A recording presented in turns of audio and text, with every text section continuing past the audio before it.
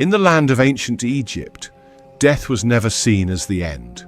It was the beginning of a sacred transformation, a journey through mystery, trial, and divine judgment, leading to an eternal life beyond the mortal realm. For over 3,000 years along the banks of the Nile, people, from pharaohs to humble farmers, believed that every soul could achieve immortality.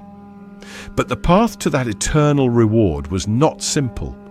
It was fraught with challenges, tests, and the unknown.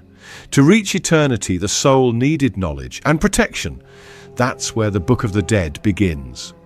Although commonly known today as the Book of the Dead, a modern term coined by 19th century Egyptologists, the ancient Egyptians called it the Book of Coming Forth by Day. This title encapsulates its purpose: to enable the deceased to emerge into the light of a new existence. It wasn't a book like we imagine today, with pages and a cover.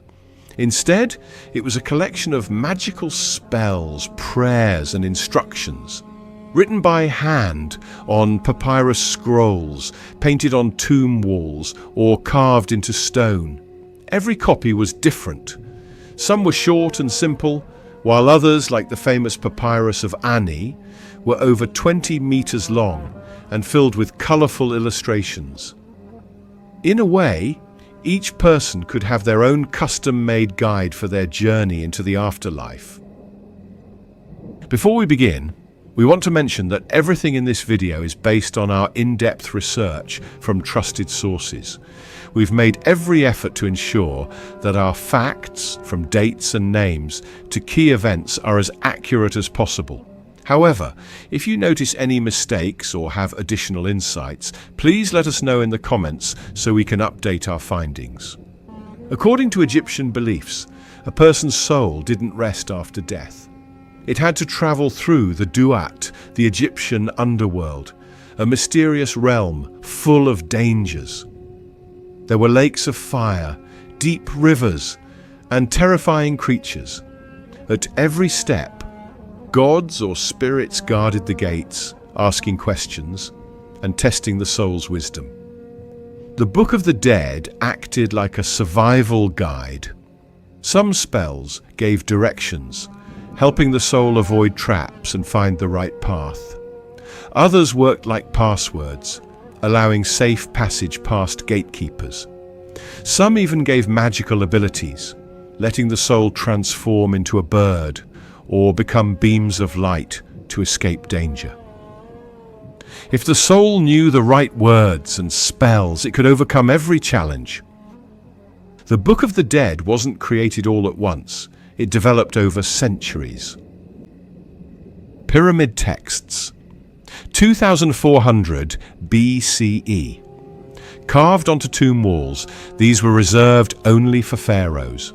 Coffin texts. 2100 BCE. Written inside coffins, allowing nobles and wealthy people to use them. Book of the Dead, New Kingdom. 1550 to 1070 BCE. Personalized scrolls written by scribes and priests for high-ranking officials, priests and skilled workers. This shift meant that more people had access to the afterlife, not just kings. As long as you lived a good life and could afford a funerary scroll, you had a guide for eternity. To be allowed into paradise, a person had to live according to Ma'at, the Egyptian idea of truth, balance and justice.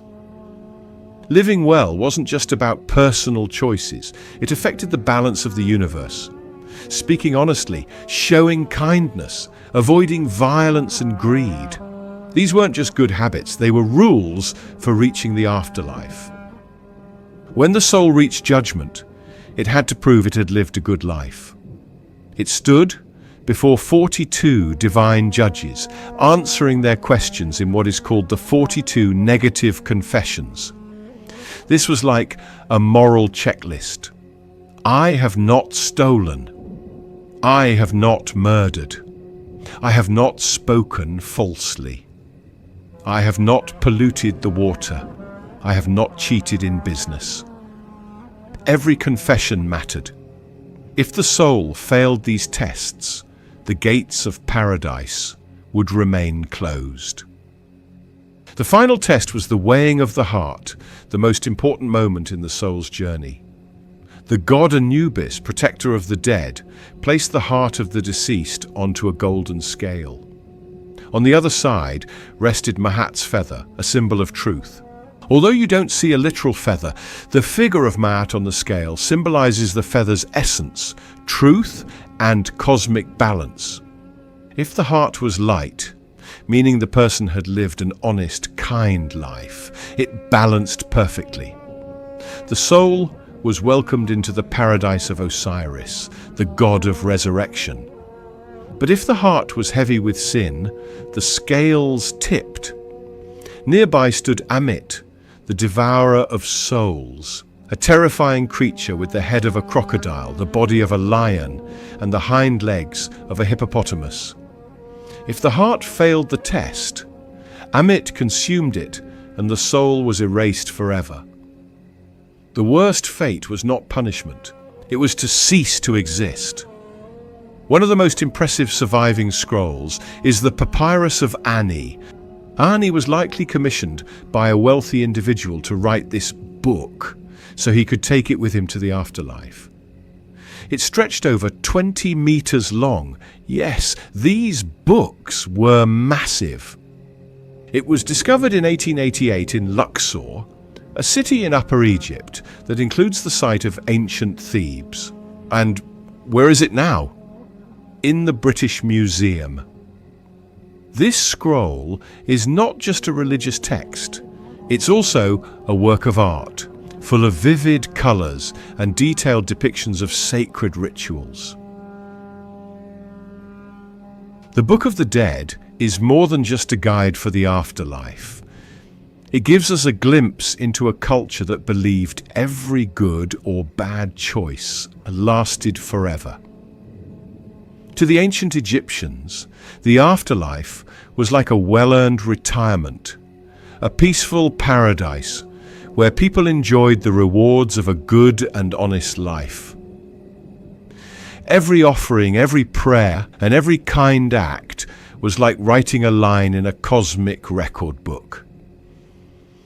Living in balance didn't just help the person, it helped keep the universe in order. To the ancient Egyptians, death wasn't the end, it was a doorway. With the right spells, a good heart, and a little kindness, anyone could step into the light of eternity. Thank you for watching. If you enjoyed this video, please like, subscribe, and click the bell icon for updates.